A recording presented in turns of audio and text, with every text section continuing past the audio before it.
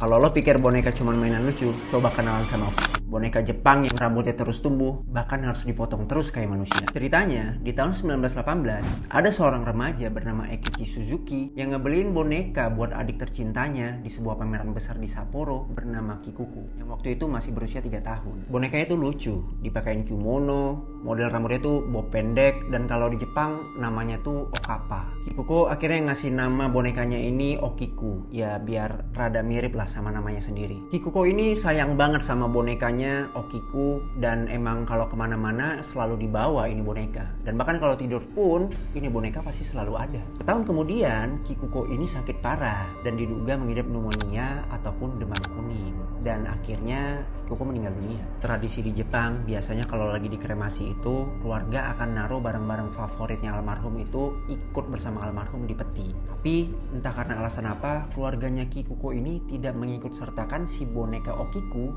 masuk ke dalam peti itu. Nah, abu kremasinya si Kikuko ini akhirnya dibawa pulang sama keluarga dan ditaruh di altar rumahnya mereka. Dan boneka Okiku juga ditaruh di sebelah abu kremasinya Kikuko.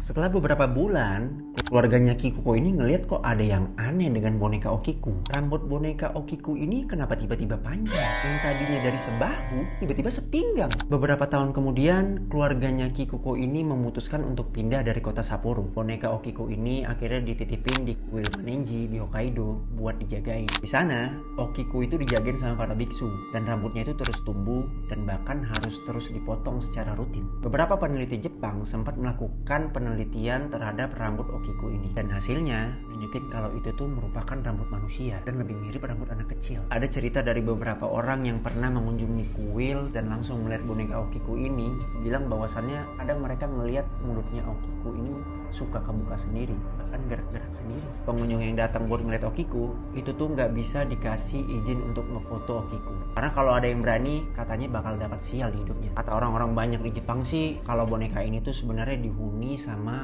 arwahnya Kikuko. Ya gue sih nggak tahu ya perihal boneka ini sebenarnya dihuni sama arwahnya Kikuko atau enggak. Tapi dari yang gue tahu, boneka atau patung itu memang menjadi tempat favorit buat jin bersemayam di sana. Jadi menurut lo, kenapa rambut di boneka Okiku ini bisa tumbuh terus bahkan sampai sekarang? Kalau lo punya beberapa teori yang bisa meyakinkan gue, kasih tahu gue di komen.